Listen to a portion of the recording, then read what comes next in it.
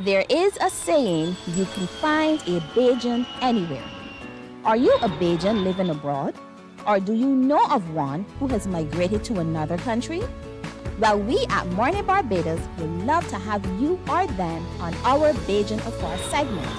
Share your amazing stories, experiences, and how you have adapted to a new culture. Send us an email to morninbarbados@cbc.vb, and together we will travel the world.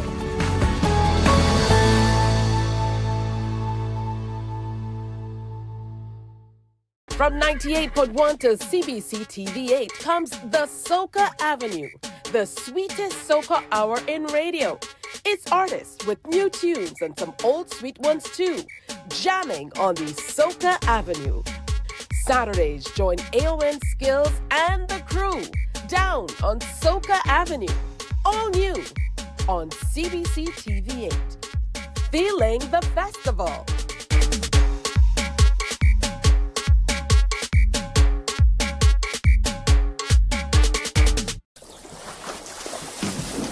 From the beautiful shores of the gem of the Caribbean, Barbados, home of the amazing Harrison's Cave, the tantalizing Oystins Bay Garden, our historic garrison, the indigenous road tennis, and the friendliest people in the world. We are 94.7 FM, the ultimate Bajan experience. You know, he was saying, Thornhill, we can sell out the stadium, you know. That's my area you making sport. You can be half in here. Only then to turn up the Saturday morning at the stadium to do the broadcast. The funny stadium, as we were saying now in local parlance, burst. Overflowing to the point where then you had to get extra seating on the velodrome, the cycle track. Golden Glory, celebrating our senior games, Tuesday at 8:03 p.m. on air and online. My friend, you don't plan to get it. Oh, Barbados. Hey, I'm KB Clean. Join me 6 a.m. until 10 a.m. right here at 94.7, the best and ultimate Bajan experience. My show is called Bajan to the Bone. Don't miss it, Bajan to the Bone. Weekdays right here and only here on 94.7.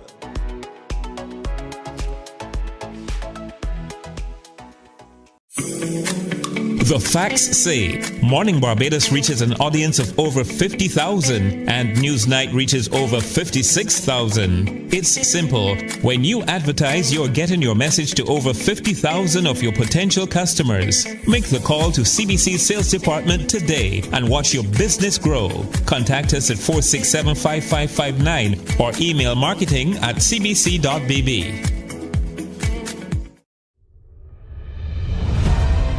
The ultimate cricket showdown is coming to ESPN, and MCTV has got you covered.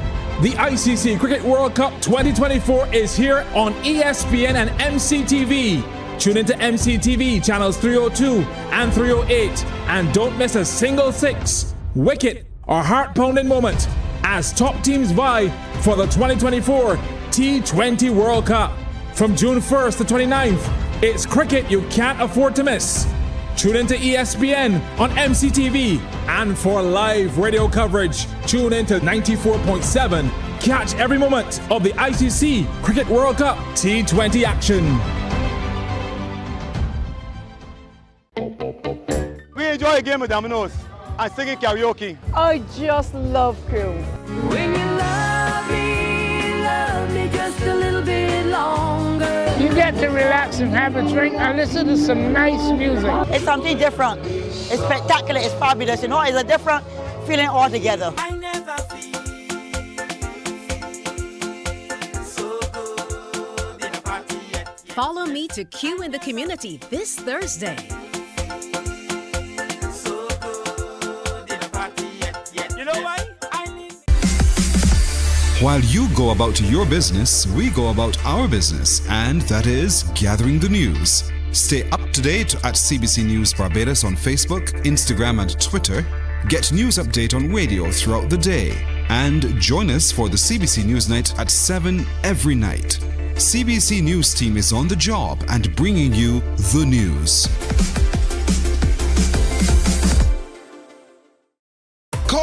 Socoholics, the highly anticipated soca pop-up party of the season is back. Follow us to a different location every Friday night from 8 p.m. from May 10th to June 14th for the Barbados Lottery White Oak Rum 98.1 The One Soca Stop Pop-Up Party. We bring you the music and giveaways, and you bring the vibes and the action. There is a saying, you can find a Bajan anywhere.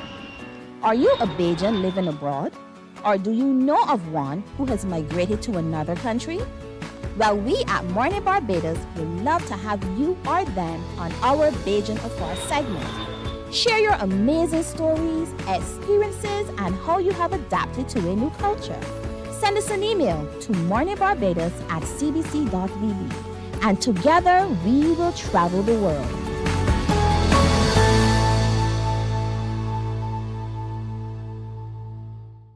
From 98.1 to CBC TV8 comes the Soca Avenue, the sweetest soca hour in radio. It's artists with new tunes and some old sweet ones too, jamming on the Soca Avenue. Saturdays, join AON Skills and the crew down on Soca Avenue. All new on CBC TV8. Feeling the festival.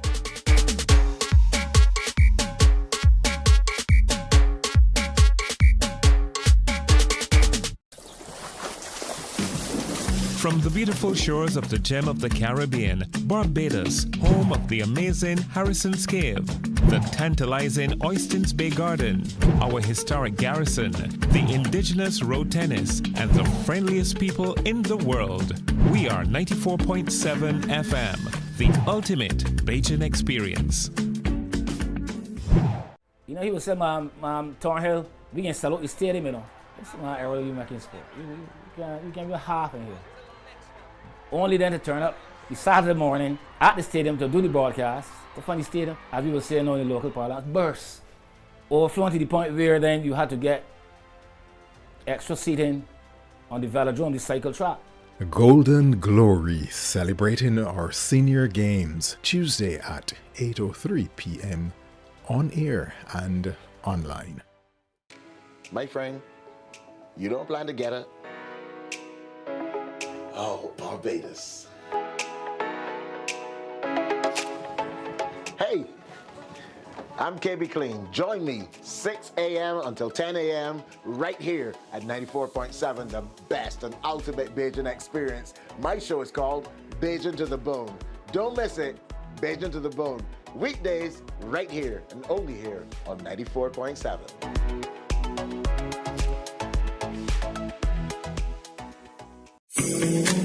The facts say Morning Barbados reaches an audience of over 50,000 and Newsnight reaches over 56,000. It's simple. When you advertise, you're getting your message to over 50,000 of your potential customers. Make the call to CBC Sales Department today and watch your business grow. Contact us at 467-5559 or email marketing@cbc.bb. The ultimate cricket showdown is coming to ESPN, and MCTV has got you covered. The ICC Cricket World Cup 2024 is here on ESPN and MCTV. Tune into MCTV channels 302 and 308, and don't miss a single six, wicket, or heart-pounding moment as top teams vie for the 2024 T20 World Cup. From June 1st to 29th, it's cricket you can't afford to miss. Tune into ESPN on MCTV, and for live radio coverage, tune into 94.7. Catch every moment of the ICC Cricket World Cup T20 action. We enjoy the game with Domino's and singing karaoke. I just love crew. When you love me just a little bit longer. You get to relax and have a drink and listen to some nice music. It's something different. It's spectacular. It's fabulous. You know, it's a different feeling altogether. I never feel so good in a party yet. Follow me to Q in the Community this Thursday. So good in a party yet. You know why? While you go about your business, we go about our business, and that is gathering the news. Stay up to date at CBC News Barbados on Facebook, Instagram, and Twitter. Get news update on radio throughout the day. And join us for the CBC News Night at 7 every night. CBC News team is on the job and bringing you the news. Calling all Soccerholics! The highly anticipated Soca pop-up party of the season is back! Follow us to a different location every Friday night from 8 p.m. from May 10th to June 14th for the Barbados Lottery White Oak Rum 98.1 The One Soca Stock pop-up party.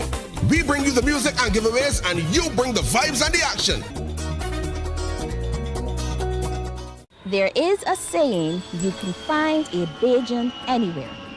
Are you a Bajan living abroad? Or do you know of one who has migrated to another country? Well, we at Mornin Barbados would love to have you or them on our Bajan Affair segment.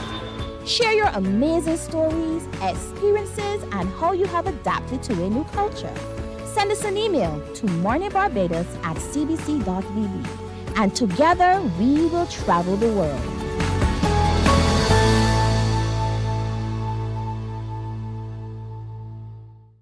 From 98.1 to CBC TV8 comes the Soca Avenue, the sweetest soca hour in radio.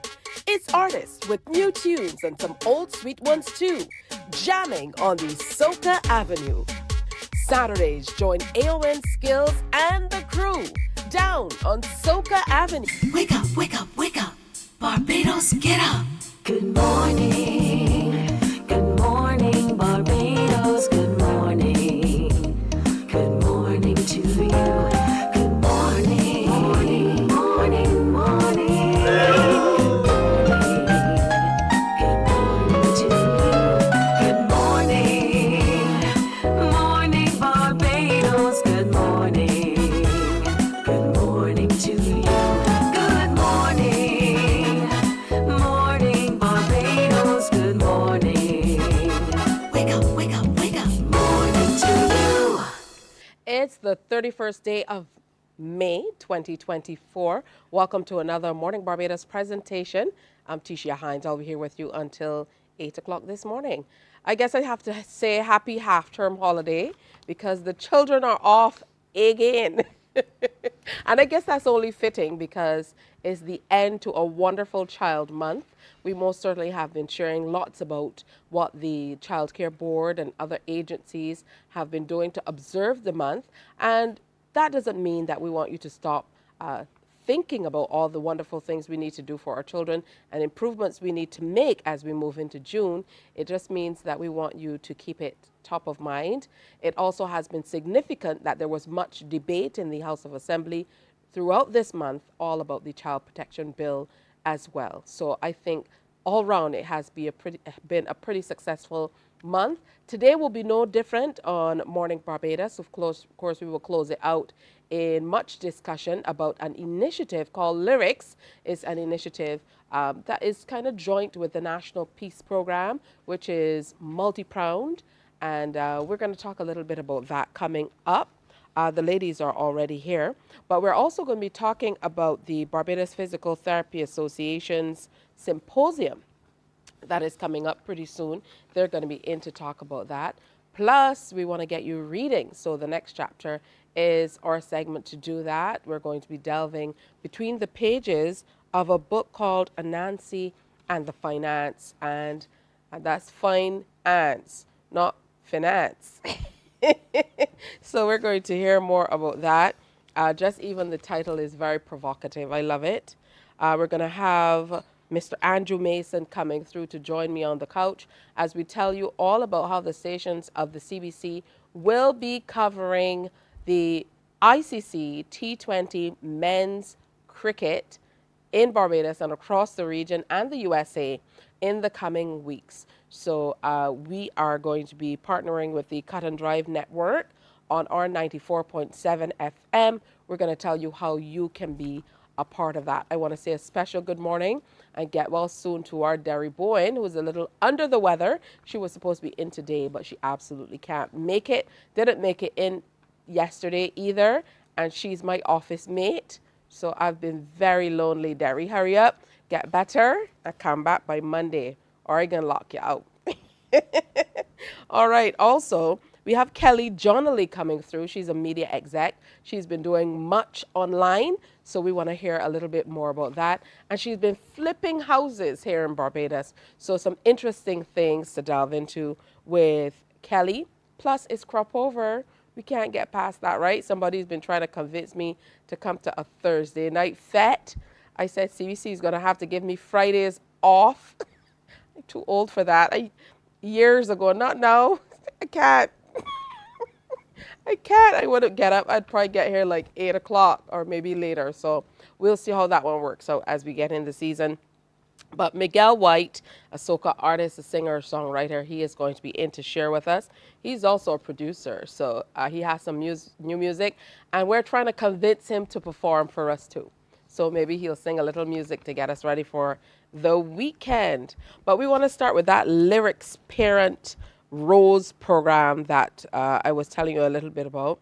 And I'm really intrigued by what I've been hearing about it so far. So I'm happy that we're joined by Sharon Rose Gittins and Anita Welch Gittins, who are the president and vice president, respectively, of the Barbados Association of Professional Social Workers. Good morning, ladies. Good morning. Morning, morning. Good to have you both with us. Yep, and good to be here again, and good to be here on the heels of Child Month, it being the 31st, as you shared, and a lot of discussion about Child Month and initiatives about Child Month. This initiative, which we call Lyrics, is about linking young children to realize ideal choices in co-parenting relationships. So as we've found, there's many different family types out there. Co-parenting as a single parent has been extremely difficult. What we're hoping to do in the program, having heard from the single mothers whose child, biological father, has been out of the household, we're hoping to bring them together. It's like co-parenting in real time. Yeah. So you have really and truly sessions with the mother, dealing with those particular issues which has already emerged out of our research.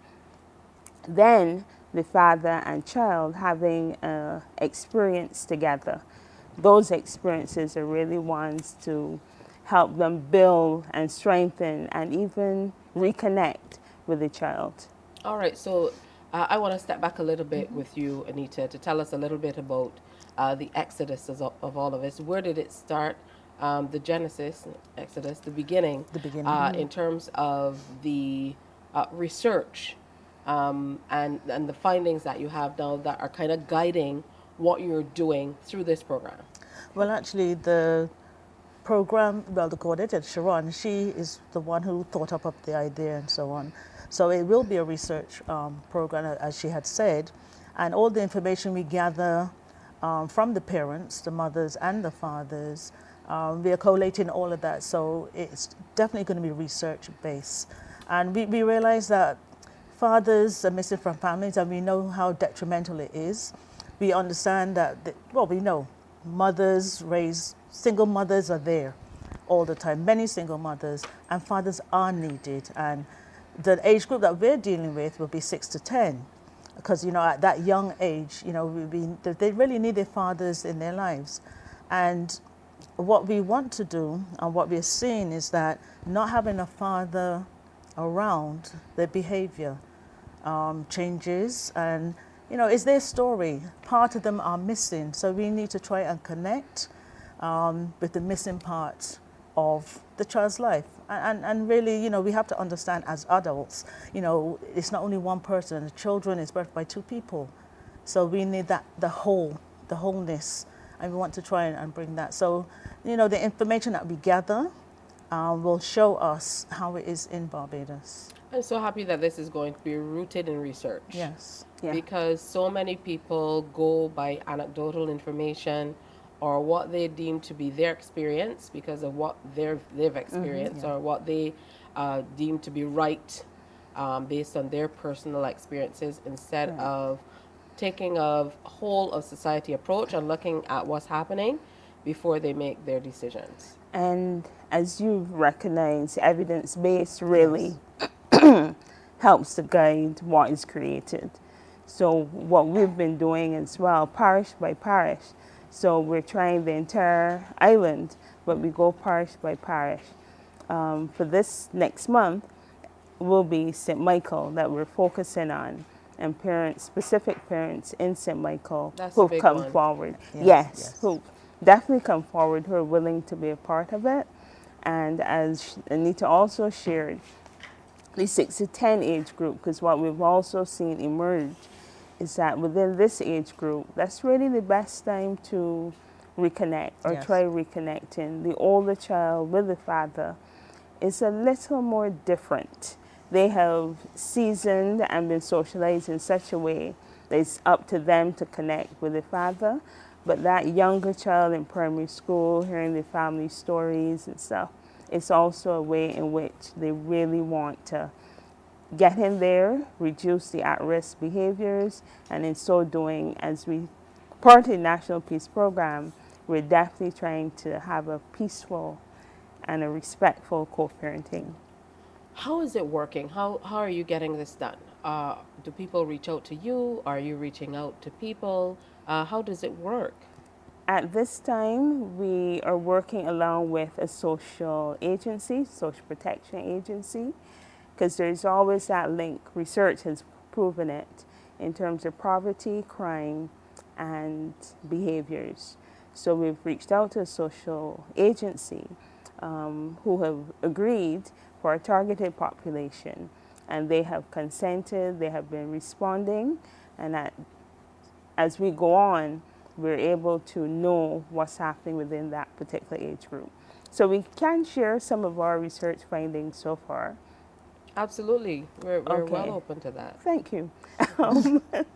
So one of the key questions that we've recognized are fathers' names on birth certificates. Is there any record in the house of this father? And in most cases, isn't there.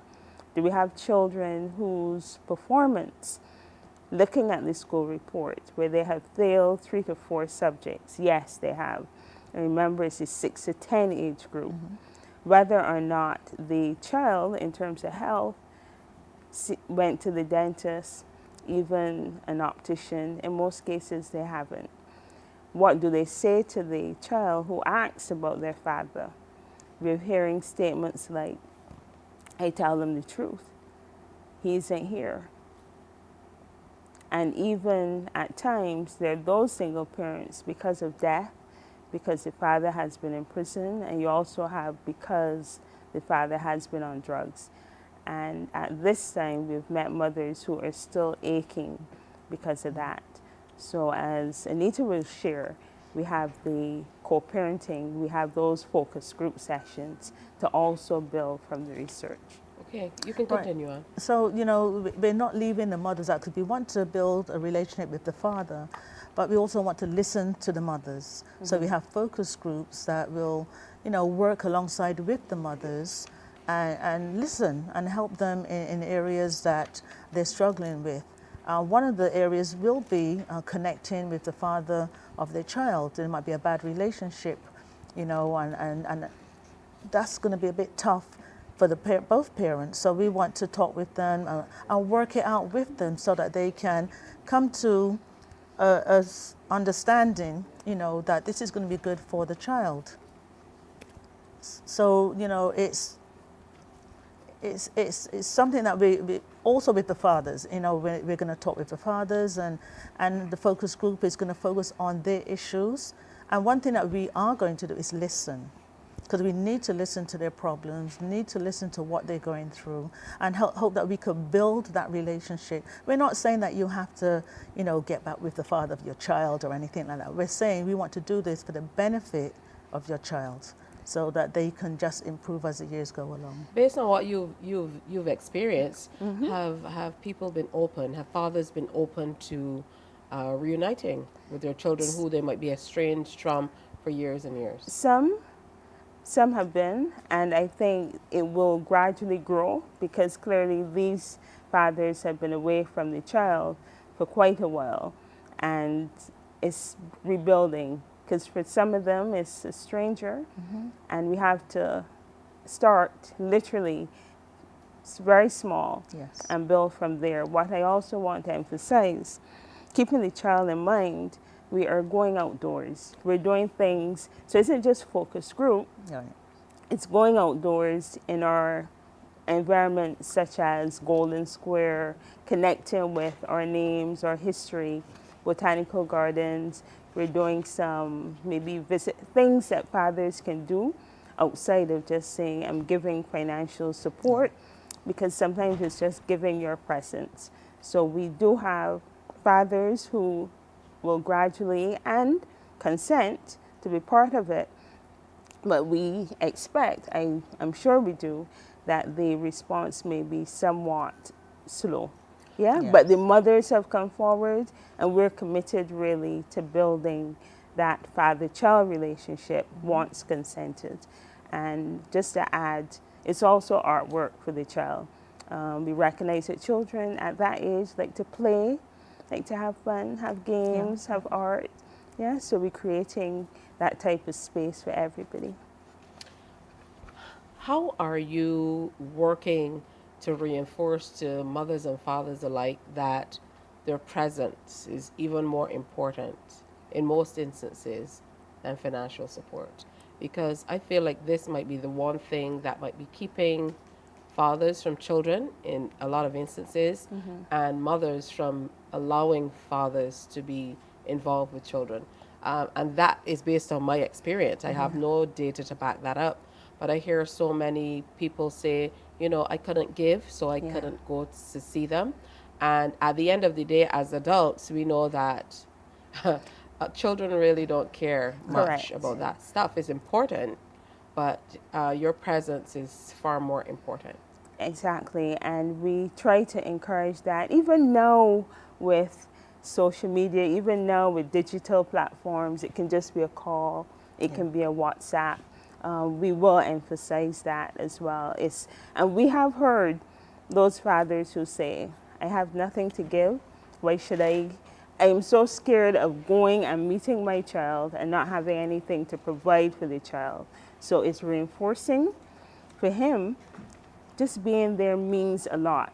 For a child, seeing him physically and interacting is so much for that child. And I think through what we will be doing is also creating special moments.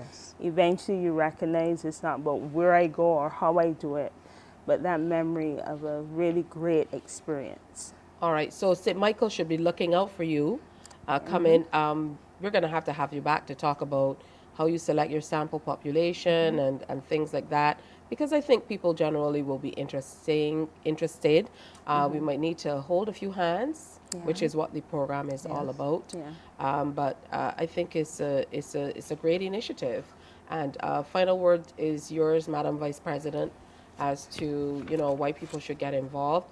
Don't take this as the last time you're here, because I think it's important for us to share a little bit more so people understand what the program is about and how it can help society. So we have to understand that families are important. Mothers and fathers are important. We know that we are situations where the mothers and fathers do not live together, but that doesn't mean that you're not a family. So we want to bring co-parenting into the forefront and let people know, okay, you're not together, but your children needs both of you. This is true, and I asked this to a friend before, and I think sometimes you have to do this, particularly when relationships are really acrimonious. You have to ask yourself, do I love my child more than I hate the partner? And whichever answer you give, that determines where you go, and it can determine how your children live their lives. I want to thank both of you ladies for coming in. Thank you. Again, don't be strangers, because we have much to talk about with this. And I think this was a good icebreaker, but the next time you come, we have to delve deeper. We have to be a little more honest with this rapport and talk about what's really happening, so people can be honest. That's the only way we can move past it. Very true. Yeah, All right. so true. Thank you so much. Thank you. Absolutely. Sharon Rose Gittins and Anita Welch Gittins. I'm not even sure if they're related. No. No, we're not. But they are president and vice president, respectively, of the Barbados Association of Professional Social Workers, and working with the Lyrics Parent Wise program. Coming to a neighborhood near you. We're going to continue to share more information all about it. So stay with us, though. We have much more coming up. Morning, morning, morning. Good morning. Good morning to you. From 98.1 to CBC TV8 comes the Soca Avenue, the sweetest soca hour in radio. It's artists with new tunes and some old sweet ones too, jamming on the Soca Avenue. Saturdays, join AON Skills and the crew down on Soca Avenue. All new on CBC TV8. Feeling the festival.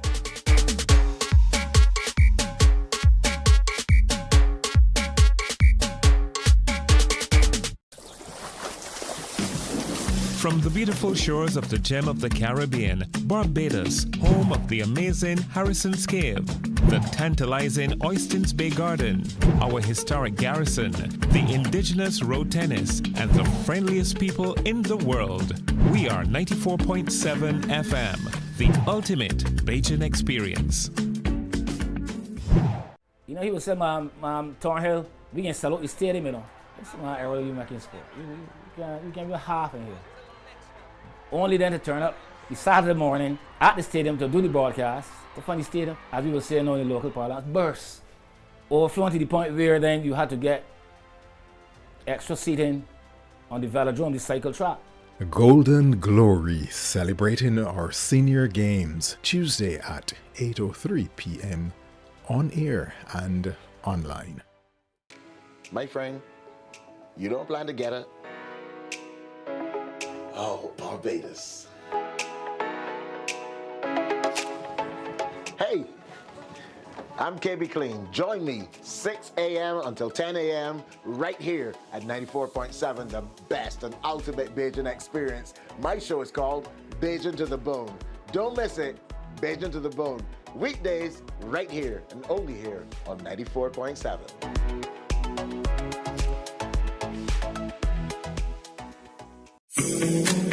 The facts say Morning Barbados reaches an audience of over 50,000 and Newsnight reaches over 56,000. It's simple. When you advertise, you're getting your message to over 50,000 of your potential customers. Make the call to CBC Sales Department today and watch your...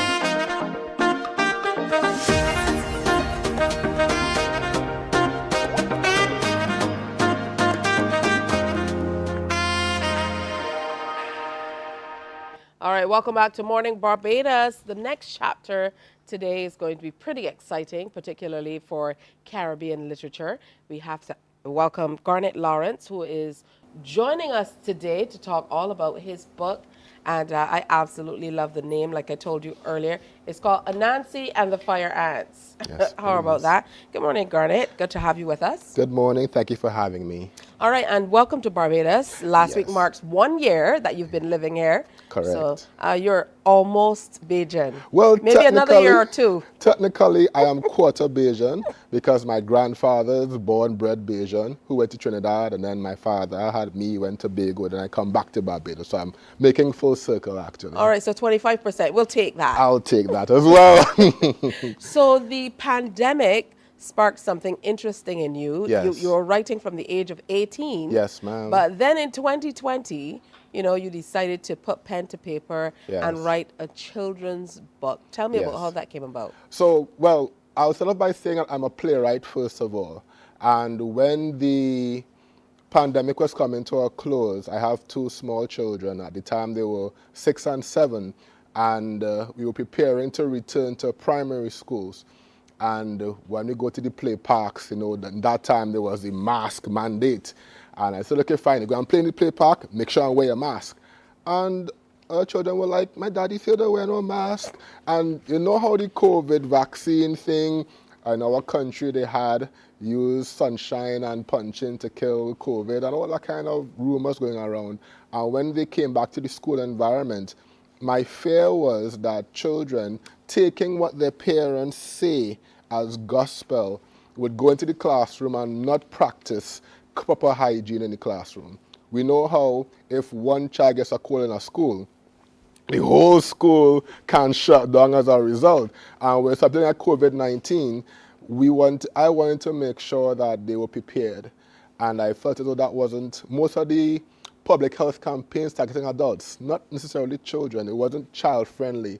It was kind of fearful and scary, how people dying, that kind of stuff. So I said, as a playwright, at the time, working with a performance arts company, I said, we need to put a message out there to prepare children to return to school and to at least practice the 3 W's. Wash your hands, wear your mask, and watch your distance, which is something that most children will not do on their own. Especially when they see other kids. Yes, yes. So I wrote it as a play first to go into the various schools, and that didn't work out. And I said, this is too important to leave on the shelf. And so I got investors, my wife and my mother. Thank God for them. Thank God for women in my life. And they put money where their mouth was, and they supported me getting this book out, and we got it produced. And I said part of my marketing plan, which of course sucks, was to put it into the Bocas Children's Book Prize competition. And to my surprise, what does Bocas stand for? That's something in Trinidad. Yes, so the Bocas Lit Fest is a literary festival. The Bocas is the straits between Trinidad and Tobago. And so they use it as the metaphor representing that meeting place for literature in the Caribbean. And I entered my book into a competition and I won. Nice. Yeah, first book, first time publishing, and I won that competition. And so my hope is, knowing that they have been saying we are bound for another flu, another swine flu or bird flu, I thought even though COVID-19 has passed, the reality is our children are going to encounter something like this in the future. And I want to make sure that we in the Caribbean, we know what are the basics. The children can go back to, your teachers can go back to, the parents can go back to. Something that says, hey, instead of saying, wear a mask or else, you know, you can play it as a game. So in the book, it's almost like a game that they play. Wear your mask, watch your distance, and wash your hands. Yeah, so, I mean, that's a lot, but it means a lot. What it also does is kind of documents exactly what happened at this point in time in the world. Yes. Yeah, so that's very important as well.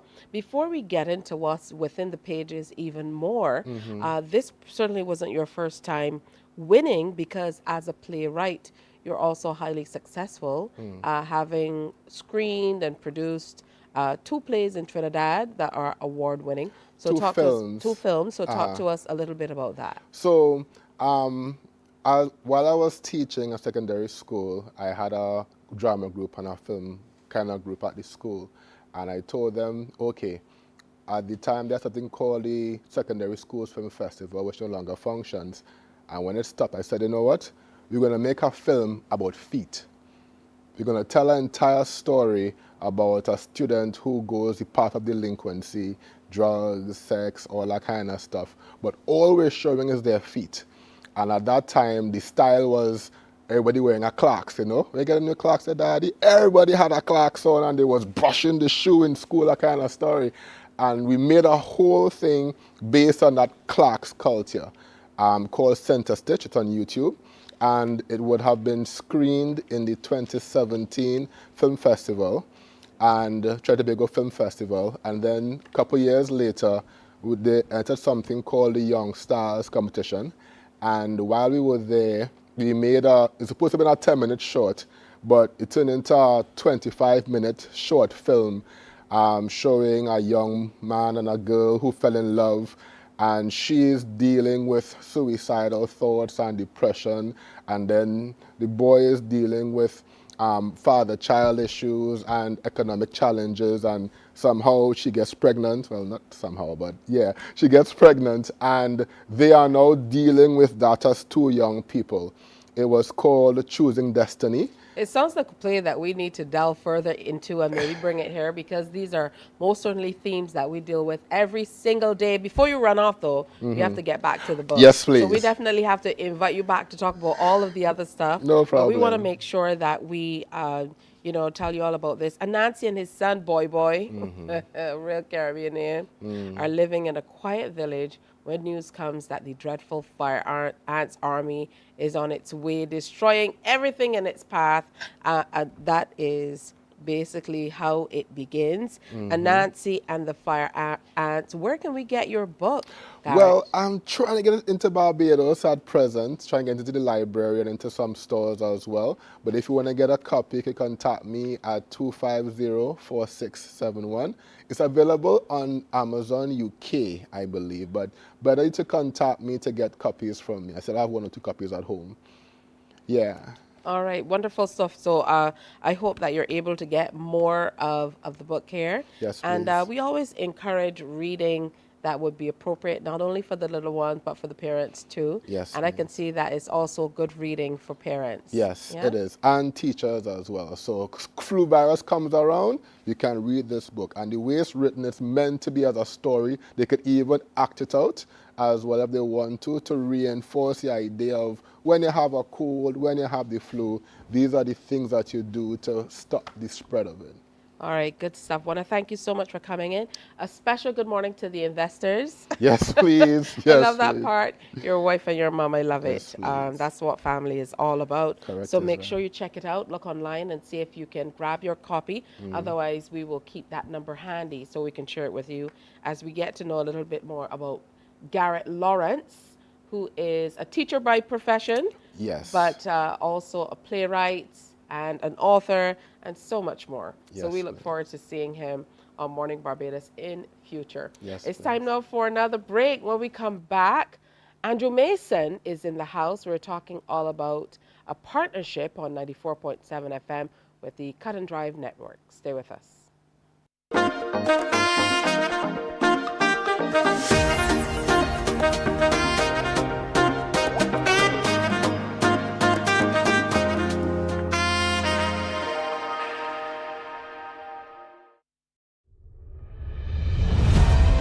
The ultimate cricket showdown is coming to ESPN, and MCTV has got you covered. The ICC Cricket World Cup 2024 is here on ESPN and MCTV. Tune into MCTV channels 302 and 308, and don't miss a single six, wicket, or heart-pounding moment as top teams vie for the 2024 T20 World Cup. From June 1st to 29th, it's cricket you can't afford to miss.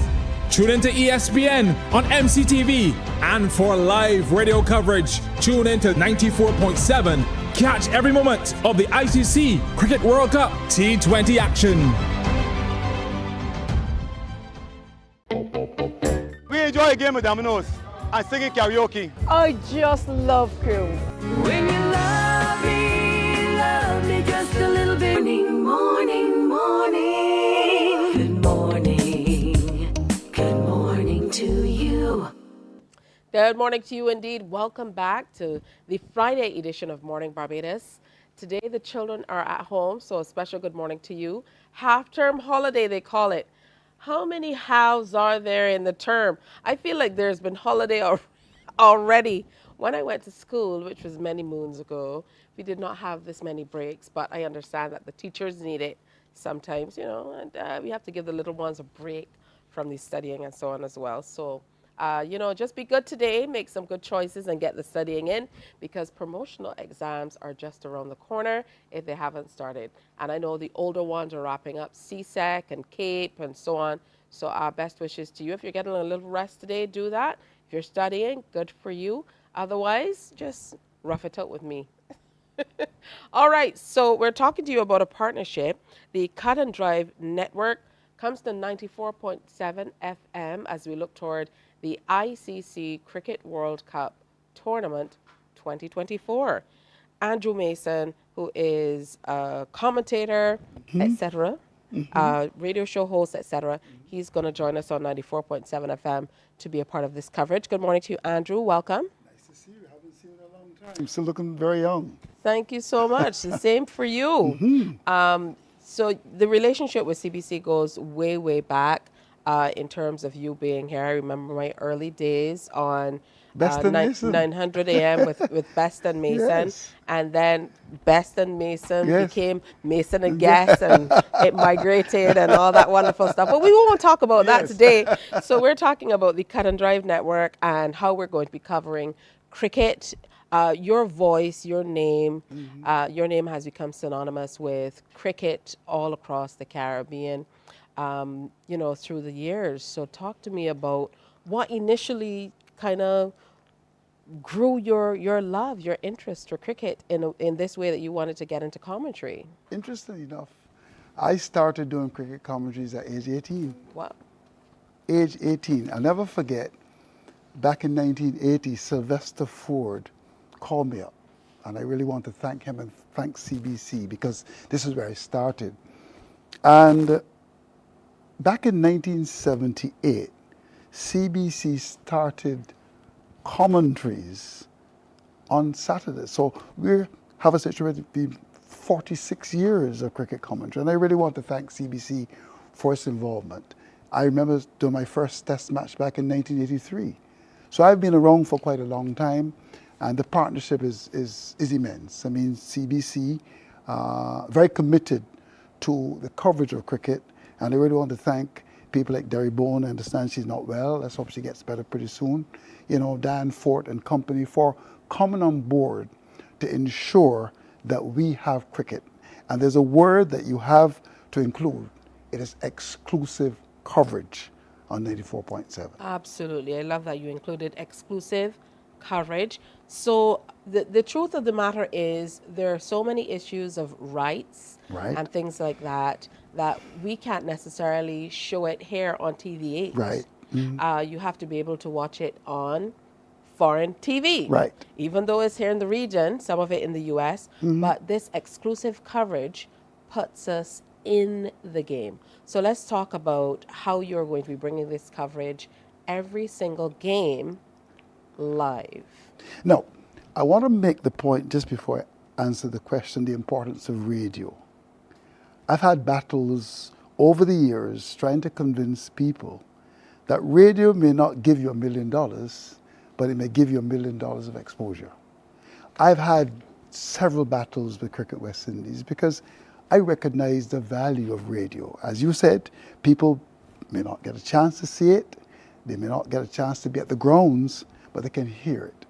So therefore it is important to have radio. And I can say to you that there are as many as 13 radio stations across the Caribbean that will be actually carrying this broadcast. And I expect that more will come. In fact, there are some stations that have never carried cricket because they understand the value of it. What we're going to be doing, we're going to be starting tomorrow. It's here, and it's Canada versus the United States. That game is going to be 8:30. We're going to be carrying the game. But of course, the big one is on Sunday. The West Indies up against Papua New Guinea. That game is a morning game, 10:30, and we will certainly be carrying the game. The interest is tremendous. There's no doubt about that. And we expect that the West Indies will do well, because if they do well, the interest is going to grow even more. It is very important that we do well. We've had a good time so far.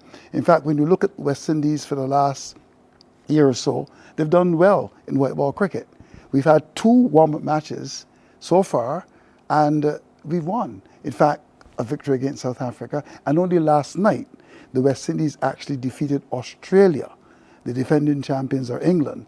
And there are going to be some big games there at Kensington Oval. So the interest is tremendous. Radio is important. And we want to thank CBC for the partnership. Absolutely. You started prematurely, but I don't mind talking about the West Indies because I'm not a fair weather friend. I love the West Indies through and through, and I really believe that the boys go out there and do their best. I know how challenging it can be to be in the middle and to represent your nation, if we can call the West Indies that when we're playing in this way. So their chances based on all that you've said. I dare say that sounds pretty positive. Contrary to what I heard on Mason and Guest this week, there was this man who was thoroughly fixated on Jason Holder. Yes. And I was about to toss the radio Can you through the imagine window, that? man. One of our top all-rounders. Yes, he was not nice to Jason Not at at all, all. not at all. You should have heard the discussion in my mother's house. People probably thought we were having an argument, but we could not believe he was berating our beloved Jason Holder in that way. But it really is a love-hate relationship. People just want to see the West Indies do well, and when they don't, some people take the disappointment as, I'm done with them. But your thoughts on their chances? Just before we talk about the chances, let me talk about the Jason Holder situation. He's not going to be playing because of a shoulder injury. And to me, that's a big, big blow. Jason Holder has been a tremendous cricketer, former West Indies captain. He's been a tremendous cricketer for a long time. And his blow is something that is most unfortunate. But to answer your question, we've got a great chance. We've won it before. And if you look at the West Indies in the last year in white ball cricket, they've done very, very well. And we've got match winners. You've got someone like a Nicholas Boran. You've got an Andrew Russell, who was selected only recently to come back to play for the West Indies. And, when you look at the construct of the side, it's a very good one. So I expect the West Indies to do well. They're going to be starting, as I said earlier, in Guyana against Papua New Guinea. But in their zone, they've also got Afghanistan and New Zealand. So if we can get over Afghanistan, then we should qualify from that group and go on to the Super 8s and by extension to the semi-finals. And hopefully to be in the finals on June the 29th, right here at the Regents Mecca, Kensington Oval. Nobody says the word Mecca like you, Andrew Mason. So, I know we definitely want to see them here in Barbados for that final. That would be the icing on the cake. Indeed. Yeah. Indeed. So I thoroughly look forward to that. But we want to say thank you. And, we're really happy to have so many people on board, excited to be able to bring coverage of the World Cup cricket on 94 in association with our sponsors as well. So thank you so much to Sky Mall and Bridge Street Mall, General Accident Insurance, Farmer's Choice, Carmitas, National Wellbeing and HIV Commission, Great Health Works, and Sol Barbados. Those are the partners who are on board so far for the coverage. So far, because I expect more. So far. So if you want to be a part of this coverage, and if Andrew has to convince you at this stage, the impact, the reach, the portability of radio, and the number of people we're going to have, I dare say thousands and thousands of people we're going to have captive through radio, through this radio show, through the coverage, then come on, you need new marketing people. So give me a call, 253-9840. That's my phone number. It's easy. Call me up. I'll let you know how things can happen. Who says their number on TV? Me. Yeah, because I want you to get the best marketing in and hear the best coverage, the best exclusive. Exclusive. That's the important word. Exclusive The other coverage. thing, finally, before I go, we're also going to be having a post-match show because that's important. Reaction. So when these games are finished, we're going to be certainly inviting you right here on CBC to call and share your views. And don't cuss Jason Holder. Yes, I don't get that. I loved how your guest defended. Yes. By just giving some statistics. He said, I'm not gonna defend this crazy talk. Yeah. The only person who's surpassed Jason Holder in terms of the number of test runs that he's made is, our national hero. Of course. And I think it shut that man Yes, it up. did. It did. Yeah, it was like, and next all we had to caller. do was to say thanks for calling. Yeah, thanks for calling. Your thoughts on the newly renovated Kensington Oval? Oh, absolutely stunning. I had a chance to go there a couple of days ago, and it's really fantastic. The media center, it's fantastic as well. A lot of work has been done. I think the investment is tremendous, and the reality is that it's really the region's Mecca.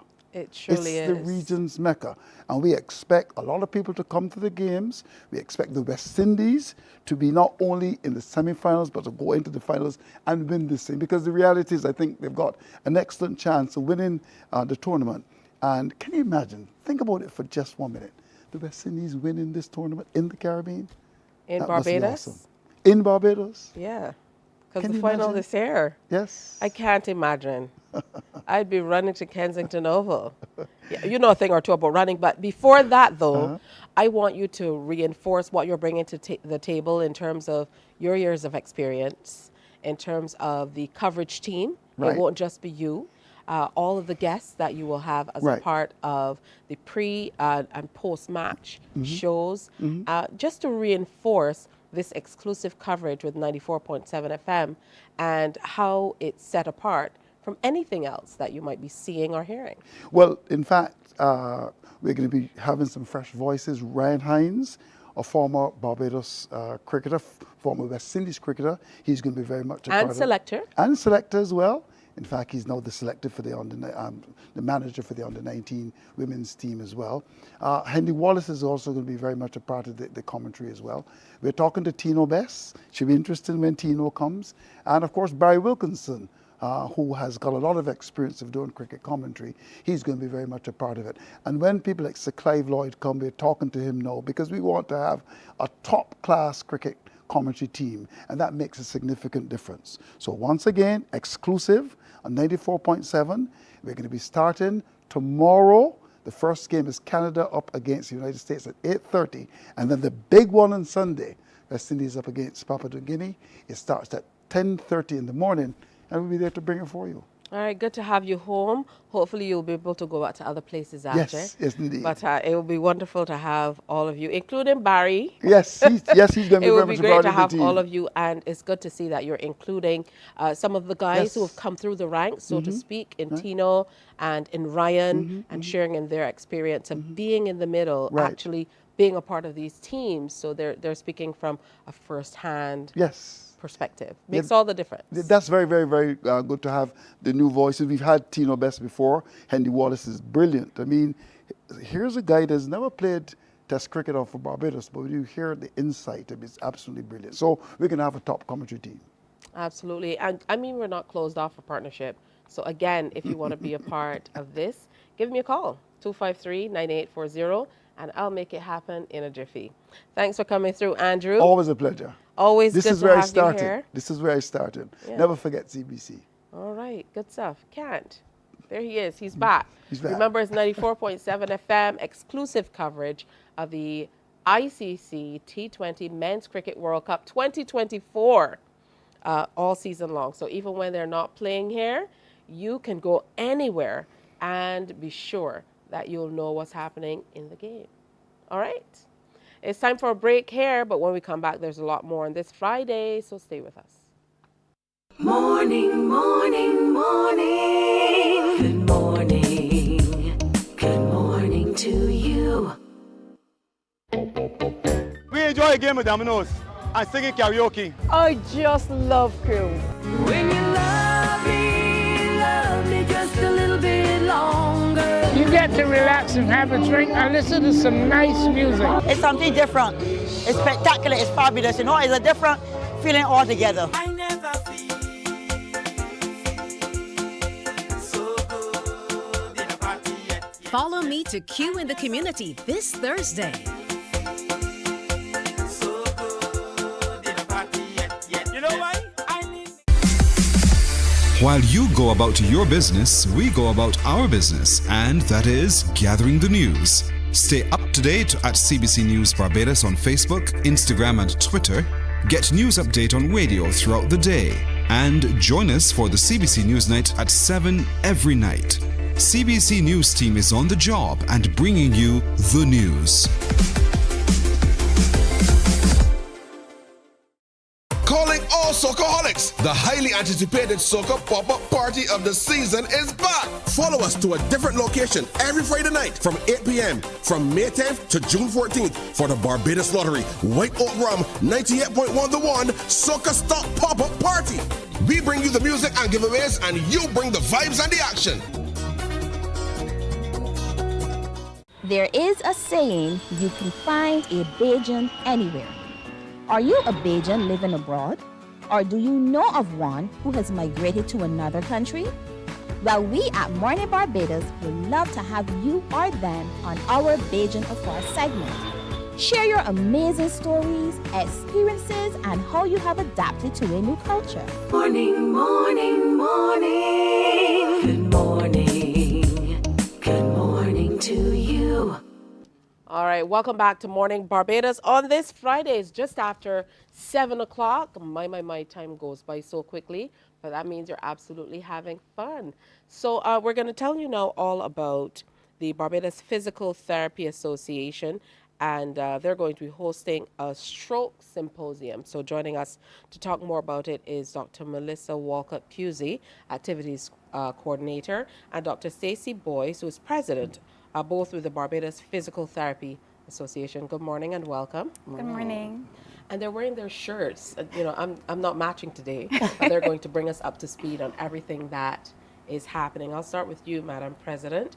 Talk to us a little bit about the association before we delve into exactly what you'll be doing with the seminar.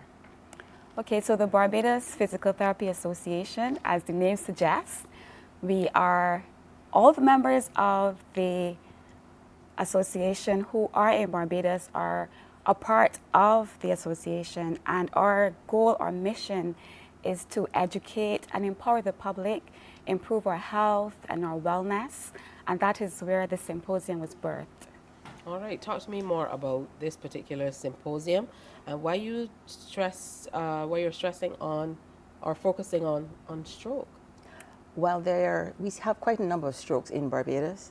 It's over, I think, about 700 a year. And unfortunately, stroke happens with everybody in every age group.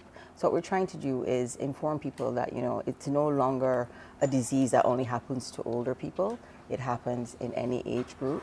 And there's help out there. Once you've had this stroke, we want you to be able to figure out how to get yourself back to living the best life possible. And physiotherapy are a very big part of that.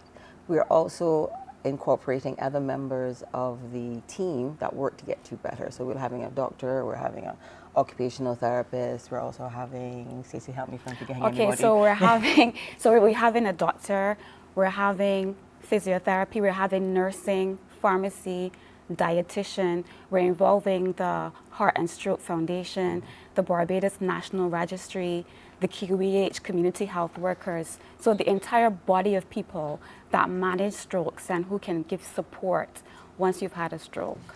All right, so a lot of the times we look at physical therapy as something that only comes into play after events like this, but I know there's a place for you even before in just care and taking care of ourselves as well. So I certainly hope that's something that will be explored too. But why did you think it was important, Dr. Melissa, to be able to bring all of these people together to share more about, what you do, what they do, and how they all complement each other to bring people back to health? Because taking care of a stroke patient is not a one-man team, right? A stroke happens very quickly, but rehabilitation takes a long time. So we do need people to help you, people to support you, and we want people to know that there are persons out there who can provide this care. We work as a team. We know if you come to physio and you have a problem, we'll refer you on. We'll make sure that you're getting the best care and helping you to get better as quickly as possible. And I know from personal experience where a relative, once they get home, it's kind of like, it's hard. Where do you Different go? story, yes. So it's really important that people get the information they know, especially with the high incidence of non-communicable diseases in Barbados. I would imagine that's what increases the chances or the numbers that we're seeing with strokes. Is there registration for being a part of this seminar? There's no registration. You can come out and be a part of the symposium. If you have any queries, you can go to our website, www.bdospta.com. You can visit our Instagram page, BPTA_246, or you can call 253-1191 if you have any queries. Like you rightfully said, NCDs are a very big part of who we are now. And as an association, we want to get in there with prevention because, as we always say, prevention is better than cure. And if we can get persons to understand their NCDs, manage their NCDs, and avoid strokes, which can lead to severe disability. And that's why we have really focused in on strokes, because the extent of time for recovery can sometimes go past a year or maybe longer. It's very debilitating, it's life-changing, and that is why we really chose to focus in on stroke prevention and its management. All right, let's talk a little bit about the time for the symposium and what time people should be able to get there to be a part of it. It starts at 9, and we'll have presenters all through, and we're supposed to be finished by about midday. All right. So it's the morning session? Yes. It's the morning session. All right, and this is coming up on? 2 Fridays from now, sorry. Okay, so we still have a little time to be able Right. to make some time to head on out to the symposium. So it's June 14th at the NUPW headquarters. So, you know, ample parking, good space. You don't have to worry about all of that. But I think it's really important. And it's timely as well. Timely. You know? And we're also gearing towards the caregivers as well, because they're the ones who need support, not only the people who have had the stroke, but those who have to look after them. They need to be able to know how to help get them out of bed, what to give them to eat. So we're incorporating a little bit of that into it as well. So there'll be something for everybody. That's interesting. So delve a little deeper into the shape the presentations will take. It will be physical and hands-on or demonstrative. Yes, the presentations are going to be very interactive. Our focus is we want it to be very patient-centered so that when persons leave, they're empowered, they leave with information so that they can make the changes. Also, we will have booths set up. You can speak to the professionals after if you haven't gotten your information from the stage or you weren't able to ask questions at that particular point. There will be booths around so that you can go around and speak to different professionals after to get more information. We want it to be very interactive. You can come out, ask your questions because it is about you. We want you to leave with information so that you can make the changes for your health. So, all right, what would you say is a big misconception about physical therapy?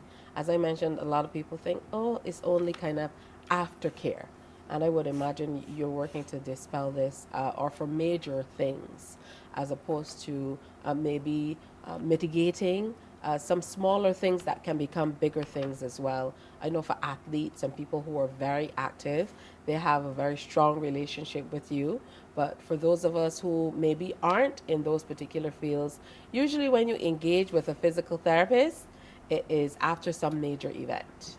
There's a lot of things that we can do for wellness as well. A lot of people, like let's go with the older population, they'll say to you, I can't get down to the ground, and they think that is acceptable. But if something happens and you fall, then you're in trouble. So when you start seeing things like that, the physical therapist can help you learn to get up from the ground. We can help you maintain those knees and keep them strong so we don't end up having to have, a lot of knee pain. There's a lot of wellness aspect that we take care of as well.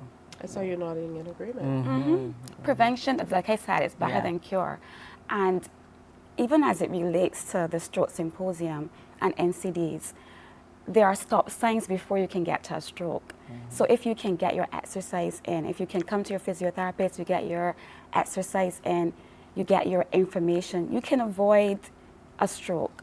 You can get on target. So we don't just want to be there after the event, but this symposium too encourages us to prevent. So we're going to be sharing tips as well as how you can avoid certain things so that you don't have to come to us a year after because you've had a stroke.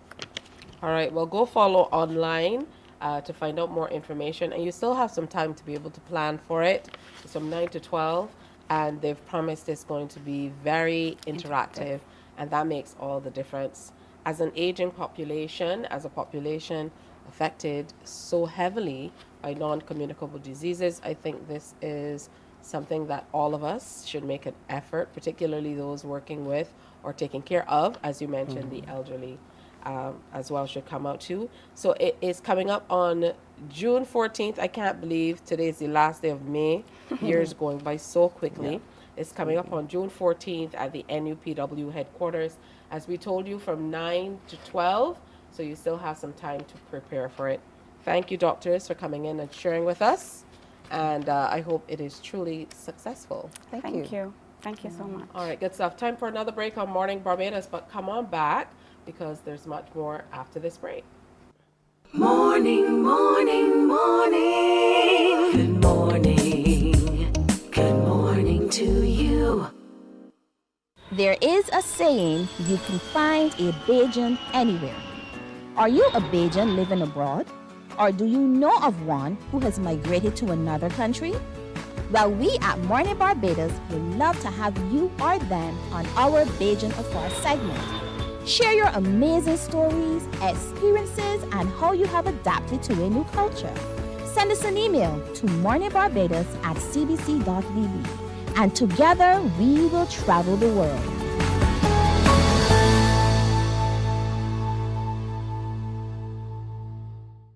From 98.1 to CBC TV8 comes the Soca Avenue, the sweetest soca hour in radio. It's artists with new tunes and some old sweet ones too, jamming on the Soca Avenue. Saturdays, join AON Skills and the crew down on Soca Avenue, all new on CBC TV8. Feeling the festival.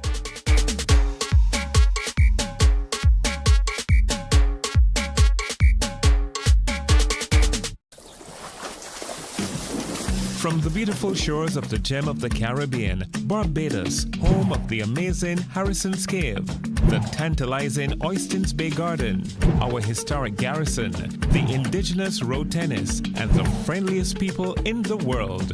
We are 94.7 FM, the ultimate Bajan experience. Morning, morning. Good morning.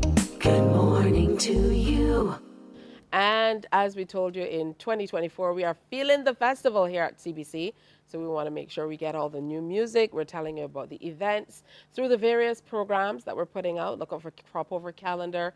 We already have Soca Avenue on the air. Still to come, Rats Outside, some fashion flair with Chrissy D, and so much more.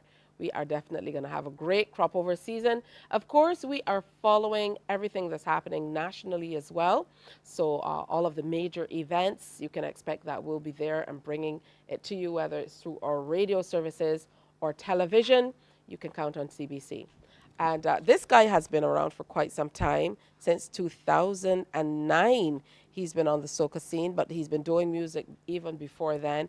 And Miguel Vibes is now the name. I know him by another name, but that's absolutely fine. Morning, Miguel. Morning, morning. Good morning, Barbados. Morning, Tisha. How are you? Good to see you. It seems you're not aging at all, man. I was here saying, what, 2009? What are you talking about?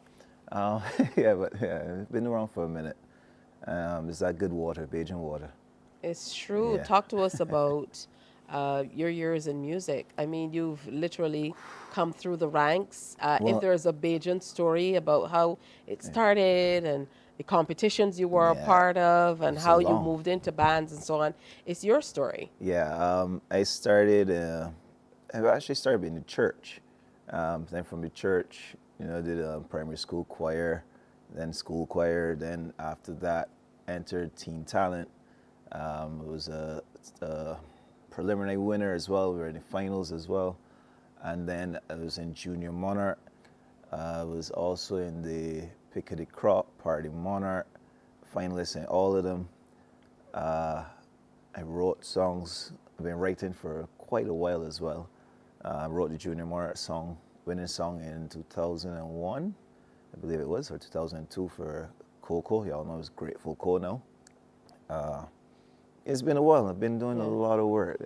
So like I said, you really have come through the ranks. Yeah. So I'm happy that you're kind of doubling back because you used to be a staple on the soca scene, on the Cropover scene. I'm back. And we missed you for a minute. Yeah. Life, and doing the things that you need to do when you need to do them. I have 2 beautiful daughters now, and I took a little break. It sounds strange saying you take a break for your children, right? But traveling and all that it was a lot. But I'm back here. I'm fully invested in the music, building the brand from the ground up again. So you can check my YouTube page. And like you said, there's a new name, Miguel Vibes, new brand affiliations. You can see Republic 21, tying in all the local aspects, high quality aspects, because we're from a small island, 246, but we can do major things. And that's what I'm looking to do. I'm backing it, but I'm taking Barbados to another level. I want to take music to another level. Are you easing back into it, as in wouldn't performing, say or are you easing. all the way out writing No, once again, everything. producing? Everything. Yeah, Fully so into it. are you working with any specific artists this time around, or are you focusing on Miguel Vibes? This time is just on me. I got a song that I'm working on with a new artist, really, really, really new, my youngest daughter. But we're going to finish that one for this Cropover, so that will be out soon. But other than that, I'm just focusing on rebuilding the brand, bringing out some quality music, putting brand awareness back on Miguel Vibes, putting it back on Raj Paul and Republic 21 and all the different brands under that label, because it's going to be a tight connection there. We're going to be doing a lot of work together because we're taking Barbados to different heights, you know. All right, speaking of new music, you've released With You for Cropover 2024. Who did you work with on this track? With You, that was written by me. I wrote that one on Dwayne Antrobus, Dangerous. Everybody knows him as Dangerous. Basic Productions did the production on that. That song is a interesting song. It's for the festival, but it's also for the world. I want that after Cropover, that song's still playing. I hope to be singing at somebody's wedding one day. Tisha get married? You want me to sing Again? that? Okay, I could sing at the next wedding. Maybe. There's another one. Look out. But yeah, this song was written for the world, man. And so far it's been doing pretty good. It's at almost 5K views in a few days on YouTube.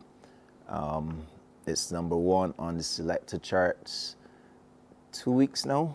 And yeah, having a good little run with it. And it's still early. Outside of Dwayne, for people who are just entering or people who are not sure, you know, once you write this song, what's the process like? What happens after that for you to be able to get it to the place where you can come, share it with us, and perform it today? Well, there's a whole distribution team to get it into all the stores, which is also available, by the way. Apple stores, Amazon, DistroKid distributes it worldwide. It's actually playing a UK radio right now. So yeah, the process of getting the music out it's not as hard as it used to be, but there's a process of making sure that every radio station, DJs, and everybody that needs to get the music in their hands has it, so that the listeners and the public, the audience, can get to hear the music, you know? Because if you don't hear it, it's not anything. Well, I know it certainly takes a network to be able to make it happen, particularly at Cropover. I saw the list of events, just sheer events there are for Cropover, and I mean it's growing by leaps and bounds every single year. As producer of Cropover calendar, I'm kind of charged with lining them up, and I can tell you that there are quite a few. What do you need to have in place to be able to touch base at the major events, make sure that you are seen at the major shows, and do you consider being able to appear at many of the popular events as a successful year, or what defines your successful year in Cropover? That can be part of it as well, but different things for different people. Like this year, for sure, it's about brand awareness. It's about putting Barbados on the map again in terms of making this music go farther than it's been going before. You know, we want to take the music all the way to the globe, out to this world, in fact. And that is what this year is going to be about, building the brand and building that focus on good quality music, getting the music out there. And yeah, performances are going to be important. And for that, you can check Pyramid Entertainment, who's handling all of my bookings as well. Big up to Royal Ward. So yeah, but yeah, performances are definitely integral. I'll be at the Sweet Limes next week as well. Big up to NCF and all the activities. Cropover 50 is 50 years of Cropover, and it's going to be a beautiful one. I can't wait. I'm excited. With you. Absolutely. And speaking of 50 years of Cropover, you know, you are a legacy, if I can call you that. Thank you. I appreciate that. Coming through, being the grandson of Barbara Cheltenham. Barbara Cheltenham of Barbara and the Rhythmaires. What does that mean to you? You know, being able to perform as your grandmother did all those years ago, when not only wasn't it necessarily something that was readily acceptable, but And she for a was lady also, as well. she was the first female band leader. She was setting trends back then. For sure. So part of that legacy is I want to do that to continue to set trends. I did a lot of firsts, and when I entered Pickety Crop for the first time, there weren't a lot of young people entering. That was part of the reason I entered. So I think that since then, you've seen a lot more young people coming through the ranks. I think me going there and showing that it can be done was a good move, and that's what I wanted. So part of the legacy is leaving that legacy, leaving that mark on the industry. All right, good stuff, Miguel. He's not going anywhere. He's going to stay here at Mornin Barbados because he's going to perform that new song for us. But even though he has a new name in Miguel Vibes, he's absolutely no stranger to the stage, having entered the Pickety Crop, like he told you. He went straight to the finals in 2014 with Guntown, a song that's still relevant today. And he also came second in the Junior Monarch competition back in 2002. Before that, with writing, he was writing for Coco as well. So doing big things. We're going to see how that voice is tuning up, if we need to tune it a little bit. Big up Raj Paul, yeah. When he comes back. He wants to say again, big up Raj Paul. Morning, Raj Paul. Morning, Raj. We told Raj morning already. All right, time for a break. When we come back, we're talking to Kelly Johnley. She has been doing some pivoting. We'll find out exactly how and why after this. Stay with us. Morning, morning, morning. Good morning. Good morning to you.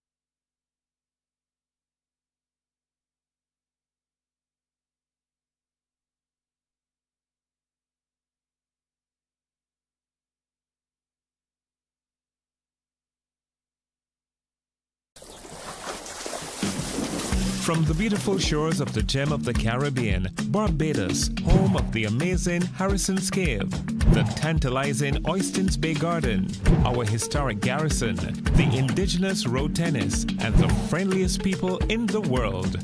We are 94.7 FM, the ultimate Bajan experience. You know, he was saying, Thornhill, we can sell out the stadium, you know. That's my area you making sport. You can be half in here.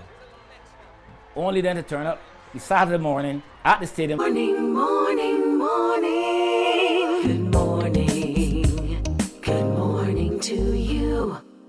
All right, good stuff. It's already 23 minutes, maybe that 24 minutes after 7 o'clock. You're not in a rush because the children don't have to go to school today. So you get a little extra time to stay home. So I have a familiar face sitting with us now on Morning Barbados and a familiar name. Kelly Johnley, and many people, you know, might try to put her in a box as a media executive, but she's done so much over the years that I don't think it's possible for us to classify her as any one, two, or three things. Good morning, Kelly. Good to have you with us. Good morning. Thank you. I am fangirling a bit. I so love a set, but I'm not usually on this side, so I came in and I'm like, this is camera A, this is camera B. Yes, I see the light. That goodness. Happy to be here. Yeah, talk to us about your years in media, mostly on the print side of it, but you've also, like you mentioned, been in production too. Well, interestingly, my first media project was actually with CBC. Back in the day, I don't know if you remember, they had a show called Sports Locker with that Barry Wilkinson did, and I used to produce that, and that is where I got my I absolutely remember. That was where I got my first taste, or should I say realized that I would have a love for media, but particularly, I guess, what people call the back house side of things. I know, like, if you work in a hospital, everybody thinks you're a doctor, you know, or if you work in media, they think you either write or you're on screen, but there's what I call the big underbelly of the fish, those of us who are working ahead of what you see either in sales or on the production side, pulling things together. And that is where I have been for a very long time, working either on developing projects or managing them. Well, it's wonderful that you've kind of been, as you mentioned, ahead of a lot of this stuff, because what you're doing now is a far cry, I dare say, from what we're accustomed to seeing you doing. But I think it all follows perfectly based on the path you've been taking. Online, I am online a lot. I don't know if people recognize that based on me fanning out about certain things and people. But I see you doing Bajan renovations. Listen, that has been my my fun project. As you say, sometimes it may seem disjointed, but experience is never wasted. I was in the process, well, I purchased a home as a part of, I guess you could say, my financial freedom journey. But because I have production experience and, of course, have colleagues in this space, you know, most people, you buy a home and you take a few pictures along the way, but we always have camera gear. So one of my team members was like, you know, we should film this. And then one day it was like, okay.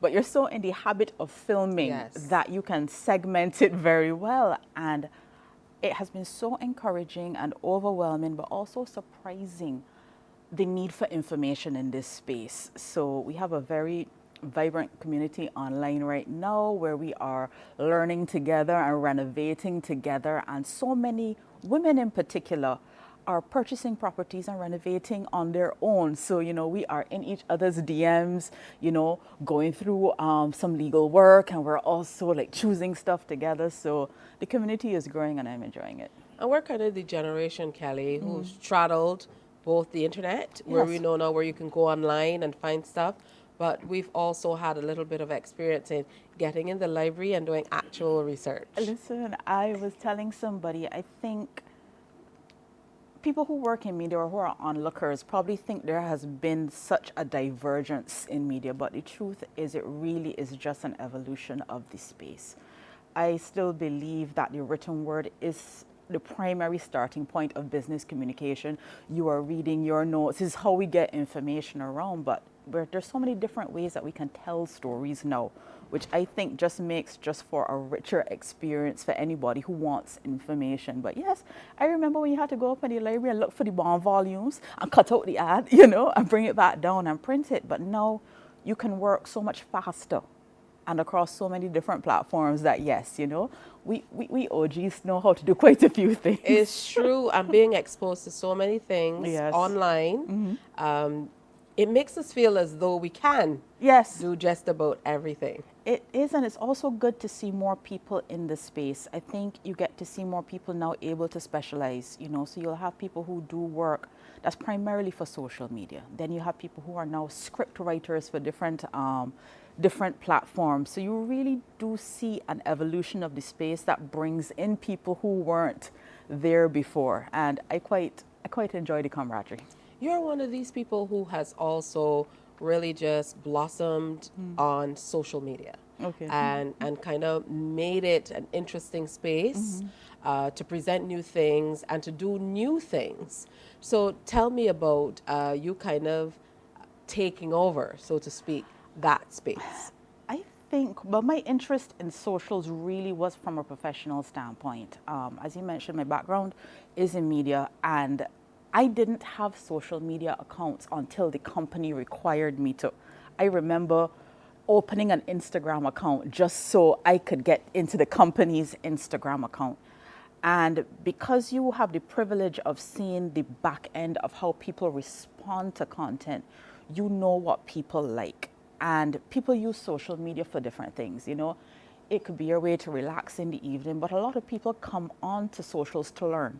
You know, a lot of people are looking for information, and I guess just being on the side of producing for a company, you tend to see what areas you like, but also where you think you can contribute, because I've learned a lot from different people. I think why I take the time to do things like Bajan Renovation or the Pivot series is because it's great to be able to look outside of Barbados and get information that's inspiring, but it's so much better when you have someone here that looks like and sounds like you, operating in the same space, being able to say, hey, and we can do this here, and this is where you can find it, and this is what it looks like. So I've enjoyed growing in the space, I think because it feeds me as well. How did operating in the social media space change your views on producing and production? Coming from, you know, the very beginning with the program that you produced initially here at CBC to what we know you do for social media, you know, how has it changed your views? I think I have a true respect for the behind the scenes process. Like much like a show like this, you know, we are seeing it after you have prepped, after your team has come in, after a producer has worked on it. I think I respect all the players in what I call in the pipeline. I think it, in terms of showing in terms of my respect for the craft, because it really is a craft at this stage, it also shows you how many different people can thrive in a space, you know, and it's not necessarily something you have to be qualified in, but I think before you had to prove yourself so much to be able to have access to an audience. I think now people more from a position of being willing to share their story. That is where I see the shift in media, especially in social media, and I am very happy onlooker most of the time.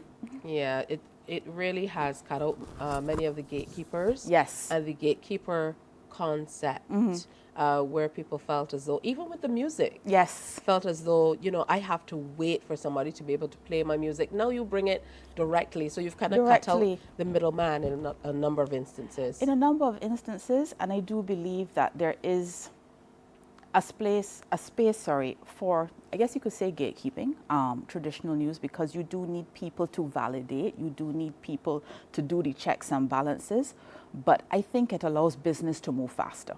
Whereas you always had to wait on somebody to almost like say, okay, Tisha, you can do it, or you can go ahead and share. People are now able to tell their stories and generate business faster, but you still need the checks and balances of the CBCs and the news organizations that can add credibility to messages where that credibility is needed. Absolutely, and Bajans' brains are still there. So, you know, there's still people who every Sunday they still want their nation newspaper. But how are we supposed to eat our food if we don't read the news? You understand, to be able to hear it. I know we grew up at a time where the parents would actually say, you have to watch the news. Teachers reinforce that as well. You talked about divergent views a little while earlier, and I want to use a different term, which kind of goes hand in glove with you these days, with your Pivot series, which is one that has been featured online as well. Yes. Hosted by Garnet Marshall. Yes. In a number of instances. Talk to us about that. The Pivot series began as a pandemic project, and it is a collection of entrepreneurial stories on Barbadian women. As I mentioned, I learn a lot from online spaces and in online spaces, and I really wanted to create content, quality content at a high level that focused on what was happening in Barbados. As much as we think about sun, sand, and sea, I tell people it's sun, sand, sea, and stories. So we have developed the series. Season 3 will be launched soon, and I am looking forward to putting the spotlight on what interesting things and progressive things women are doing in these spaces. Absolutely, just like you. That's right. About taking lead, and I know that you do a lot of stuff in that area as well. I see you online as a part of many of the initiatives and seminars and groupings that kind of take women forward as well. So I can tell that's near and dear to your heart as well. It is, and a lot of these relationships, as we talk about how things change online, you know, I remember back in the day, people used to say, people that you make online are your real friends. There's so many different communities that you can be a part of, and being a part of community sometimes just means showing up and supporting.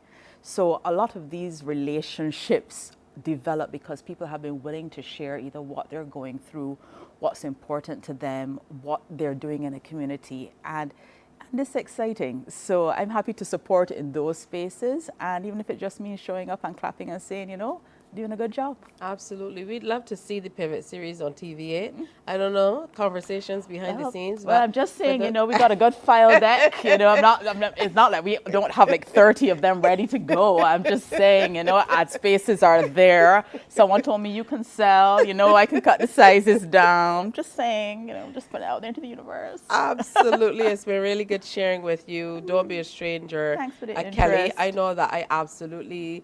I'm one of these people who's always online, so I see a lot more than I'm able to talk about. So it's good to be able to kind of merge these spaces. Yes. Because for a long time in the mainstream media, I think we felt as though it was them or us. It had to be one or the other. One or the other. But we're really coming into the realization that it's much the same. And I think Barbadians, because of how we communicate and what we do and what we're interested in and how we share, I think the scope for us, how we tell our stories, it's vast and it's limitless, and it's so nice to see so many different players participating in this space. Absolutely. For a younger generation, though, the generation now and the one just before, I don't feel that they got the opportunity to see themselves on TV. And the way it matters. That we did. And it matters because that is how you...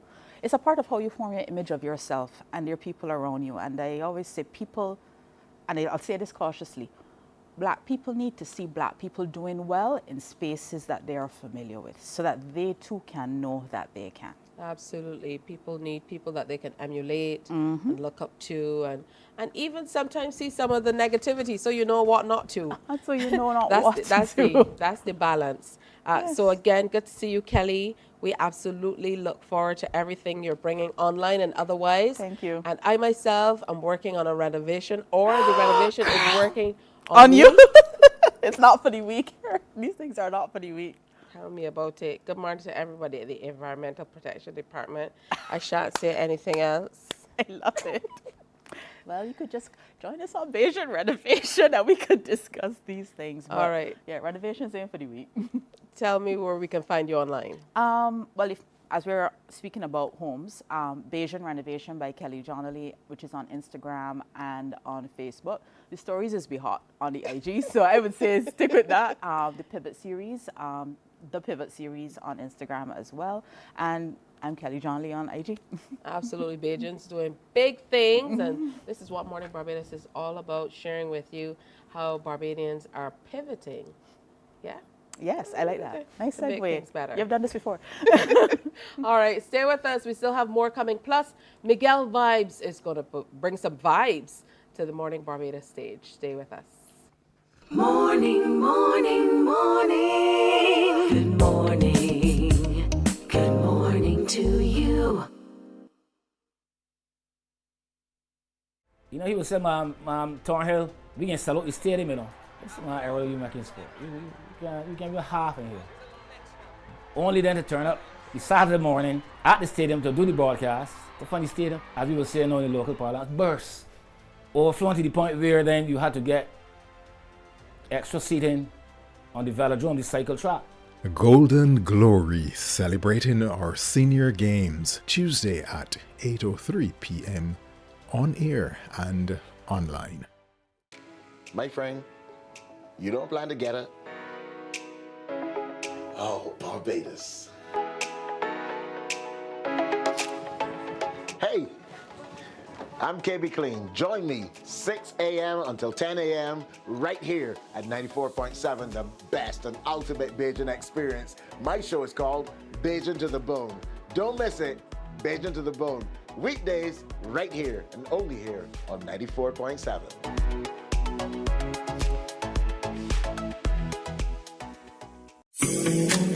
The facts say Morning Barbados reaches an audience of over 50,000 and Newsnight reaches over 56,000. It's simple. When you advertise, you're getting your message to over 50,000 of your potential customers. Make the call to CBC Sales Department today and watch your business grow. Contact us at 467-5559 or email marketing@cbc.bb. The ultimate cricket showdown is coming to ESPN, and MCTV has got you covered. The ICC Cricket World Cup 2024 is here on ESPN and MCTV. Tune into MCTV channels 302 and 308 and don't miss a single six, wicket or heart-pounding moment as top teams vie for the 2024 T20 World Cup. From June 1st to 29th, it's cricket you can't afford to miss. Tune into ESPN on MCTV, and for live radio coverage, tune into 94.7. Catch every moment of the ICC Cricket World Cup T20 action. We enjoy a game of dominoes and singing karaoke. I just love crew. When you love me just a little bit longer. You get to relax and have a drink and listen to some nice music. It's something different. It's spectacular. It's fabulous. You know, it's a different feeling altogether.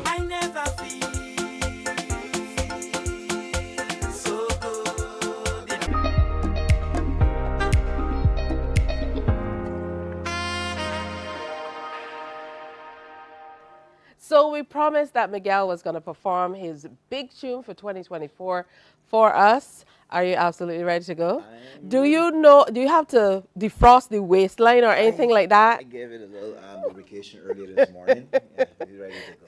All right. Staying? No, I'm not. I'm just here to introduce you. Ladies and gentlemen, for 2024, coming to the Feeling the Festival stage, Miguel Vibes. Mornin Barbados, 24 Sunday with you.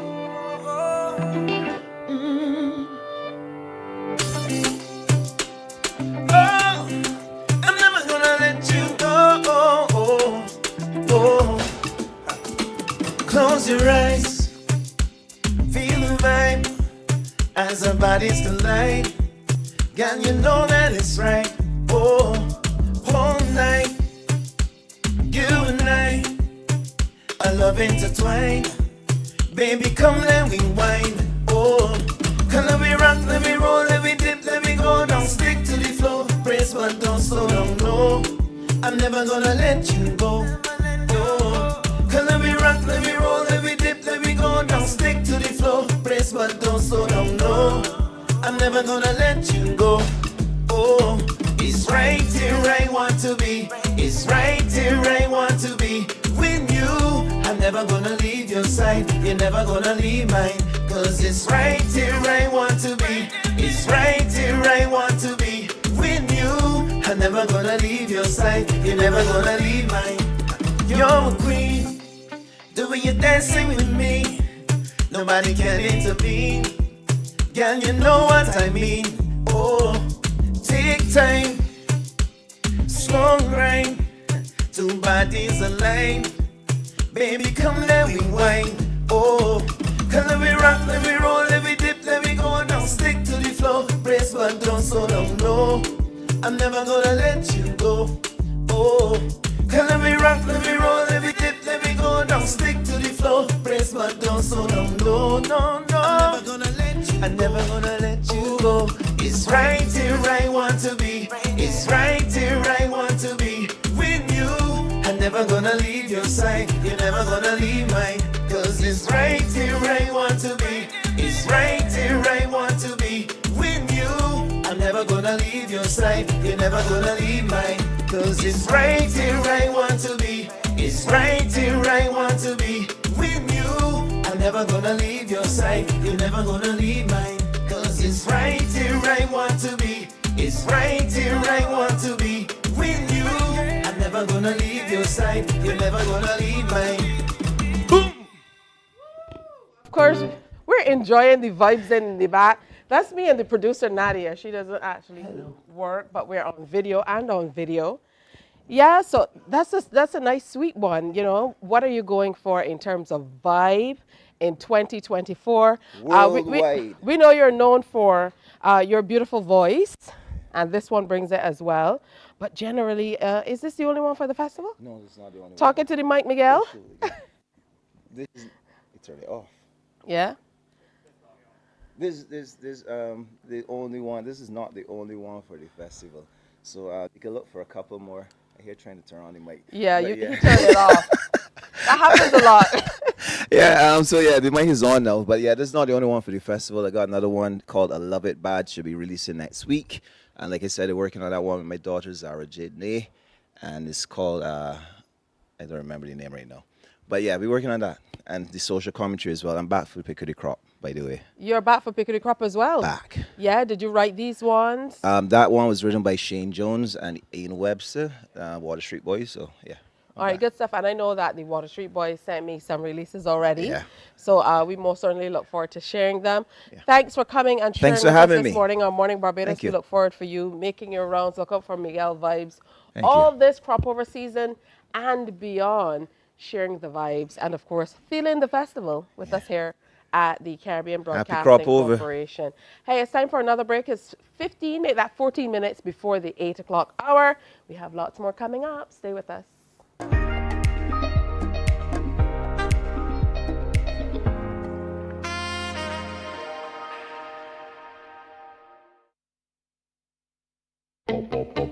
We enjoy a game of dominoes and singing karaoke. I just love crew. When you love me just a little bit longer. You get to relax and have a drink and listen to some nice music. It's something different. It's spectacular. It's fabulous. You know, it's a different feeling altogether. I never feel so good in a party yet. Follow me to Q in the Community this Thursday.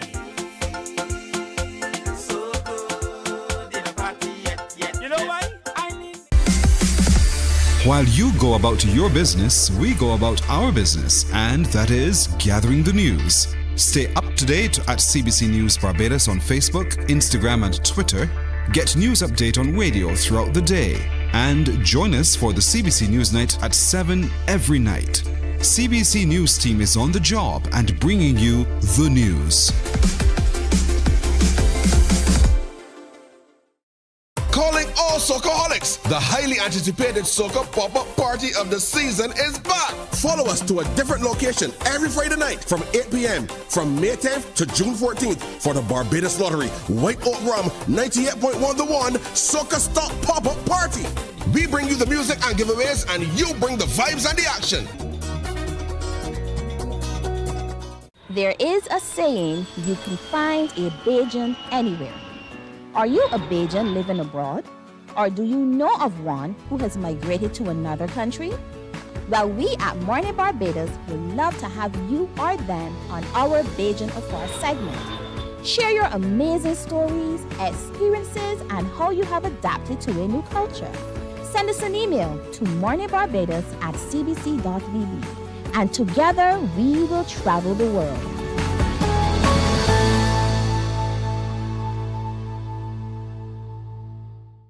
From 98.1 to CBC TV8 comes the Soca Avenue, the sweetest soca hour in radio. It's artists with new tunes and some old sweet ones too, jamming on the Soca Avenue. Saturdays, join AON Skills and the crew down on Soca Avenue, all new on CBC TV8. Feeling the festival.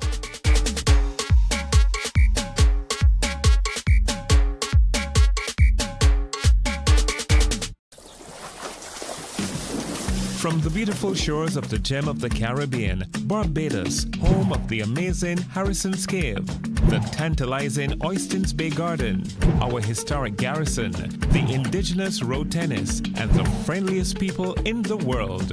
We are 94.7 FM, the ultimate Bajan experience. You know, he was saying, Thornhill, we can sell out the stadium, you know. This is my area you making sport. You can be half in here. Only then to turn up the Saturday morning at the stadium to do the broadcast. The funny stadium, as we will say now in the local parlance, burst, overflowing to the...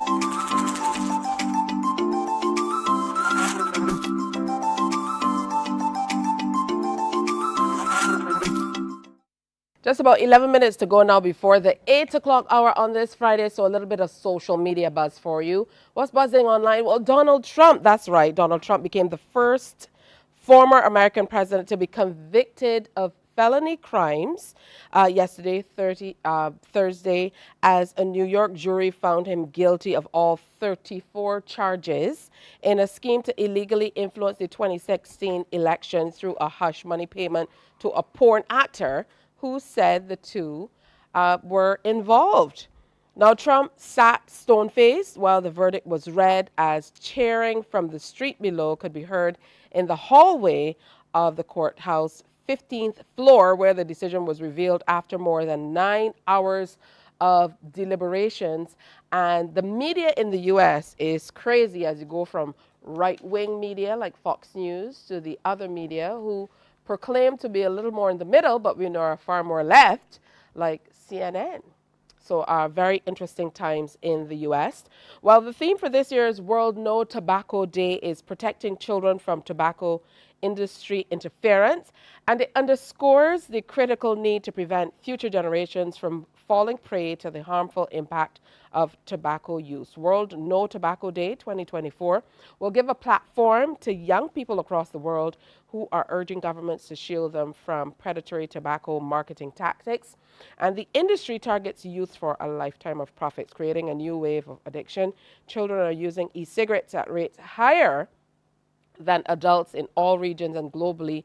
An estimated 37 million youth aged 13 to 15 years use tobacco. So, you know, we still have to work at it. I know in a number of places they don't display tobacco and tobacco products and so on, but vaping is certainly something that targets young people, and we have to keep the messages out there. Speaking of young people, lots of people in Jamaica and all across the region were looking forward to the verdict from the courts in Jamaica yesterday, where entertainer Vibes Cartel, known as the World Boss, and many of his co-accused were looking for a different result. Many thought he would have been released along with his co-accused yesterday. Not so good news for Vibes Cartel fans around the region, so I guess they'll have to keep at it. This is after a Privy Council ruling to oust the previous sentence that Vibes Cartel had. So we definitely will stay on top of that. And also coming up, the inaugural Emancipation Village will be launched today. That's right, 6 o'clock this evening on the stage opposite the Stanley Center over in Haggett Hall. You can't miss it. All the tents are up. It certainly looks like an Emancipation Village. There will be performances by the Haynesville Youth Group, the Israel Level Foundation, Rhythm Tribe, Dancing Africa, Cultural Ambassador, the Mighty Gappy is going to be there. Spoken word artist Sun Rock, and a whole lot more. So make sure you go on out with the entire family and be a part of that. Also here on TV8, we want to make sure that you stay on top of what's happening with the ICC T20 Men's Cricket World Cup 2024. So we have a program coming on stream called Final Over, and it's going to be starting today. It comes just after the news at 8:05, so make sure you stay locked in for that. It's a review analysis show of the World Cup, and it comes your way every day there's a match. From May 31st to June 29th, you can catch highlights and join the various topical debates for the ICC Men's T20 Cricket World Cup as CBC TV8 presents Final Over, the most in-depth analysis show. Every night from 8:05, we will take 30 minutes to look back at the day's action as the world's top teams battle it out for world supremacy. You can join on social media or live via telephone to talk anything cricket, including everyone's favorite topic: can the West Indies win the World Cup? That's Final Over with me, Anmar Goodrich Boyce, on CBC TV8. That's tonight on TV8, and we're making sure that all of our services are ready and roaring to go for the cricket. Of course, from tomorrow, the Cut and Drive Network will be joining with us on 94.7 FM to bring you exclusive coverage on radio as well. So make sure you tune into 94.7 FM for that. Again, thanks so much to our many sponsors. If you want to be a part of any of these new, innovative, exciting initiatives offered by CBC, give us a call. We'll make sure that you come on board. Also, speaking of exciting initiatives, the 98.1 The One Barbados Lottery White Oak Rum Soca Stop pop-up parties are continuing. And of course, tonight we are over at Web Bar Wild Gap, number 4 Cave Hill, St. Michael from 9 o'clock. DJs are Hyperdrive, DJ Ras, and DJ Hutchie. The Hyperdrive squad, they will be there, and Ras is going to be there as well. So make sure you come out and party with us at Web Bar. That's where we will be tonight. The Department of Emergency Management, DEM, in association with Sagicor General Insurance, will host a DEM and Sagicor Hurricane Awareness Open Day tomorrow, Saturday, June 1st at Queen's Park, Constitution Road, St. Michael. It starts at 10 o'clock in the morning. And it goes all the way through until 3 o'clock in the afternoon. Go out and experience the ultimate hurricane extravaganza. And speaking of timely, it's happening on the first day that we start to observe hurricane season. So make sure that we are prepared. Now, I told you there's lots happening with CBC because we're big on everything for 2024, and we want to make sure that we're feeling the festival and you are too. We have another initiative starting tomorrow. It's called South Rum and Soca, and it's the first in the series to kick off tomorrow at Thelma's Sports Bar, Riverland, St. Philip. It goes from 10 to 2. And the 98.1 duo Hyperdrive will be there as well. Coming live from the location on 98.1 FM. Make sure you tune in for that, or more importantly, come out and grab your Saturday South from at Thelma's Bar, Thelma's Sports Bar, Riverland, St. Philip is where all the action will be tomorrow. The Division of Culture in the Prime Minister's Office and the Barbados World Heritage Committee present Heritage Month, celebrating and preserving our natural heritage from Saturday, June 1st to 30th as well. So we want to join them in celebrating and preserving our natural treasures. And it's a packed month of activities. There are about 22 planned events and activities that are coming up that we will continue to update you about throughout the month. Mount Gay has made its debut in Times Square as well. So featuring our latest limited edition Eclipse Navy Strength. This is both an iconic and historical moment for the Mount Gay family and for the Mount Gay brand. So congratulations to you, to the Mount Gay family. I know you continue to fly that Bajan flag along with the Mount Gay brand. Now, a Michigan judge appeared shocked when a man named Corey Harris, who was charged with driving with a suspended license, appeared in his court over Zoom.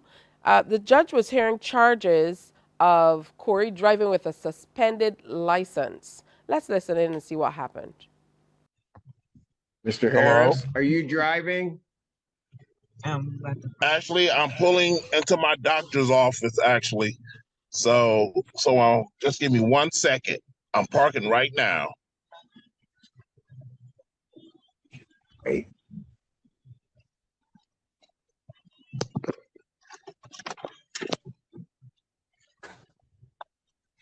You stationary? I'm pulling in right now at this second. Yes, I am. All right. What are we doing? Your Honor, we are respectfully requesting an adjournment in this matter, up possibly 2 to 4 weeks if the court would allow.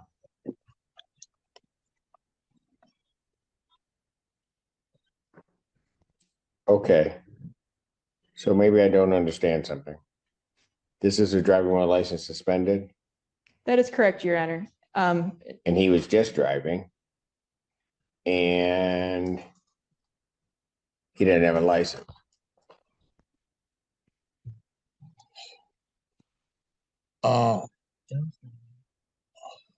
Is with the charges, Your Honor, yes. No, I'm looking at Yes. his record. He doesn't have a license. He's suspended and he's just driving. That is. Yeah, that's absolutely crazy. The judge issued a warrant right away. He had to come on in. That's crazy. How do you appear on Zoom for driving without a license while driving? That's crazy. Only in the U.S. I make no apologies for saying that. Hey, after 76 interviews, we want to leave you with this feel-good story. A lady called Andrea Dalzell was finally given the opportunity to prove herself and was hired as the first registered nurse in a wheelchair in the New York State area. Andrea Dalzell is a phenomenal and passionate registered nurse, a highly active healthcare advocate, disability rights influencer, and most importantly, a strong survivor. So congratulations to her on, making that dream come true. And we most certainly hope that that will influence all that is done here in Barbados to make sure we're truly, fully accessible. All right. So a special good morning to all of you. Well, that's it for today and for this week. Lots to do. Cricket comes to Barbados.